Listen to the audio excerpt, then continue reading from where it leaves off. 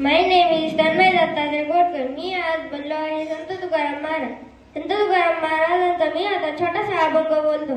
आठवत नाही देव, आठवत नाही संसाराच्या पाही देव,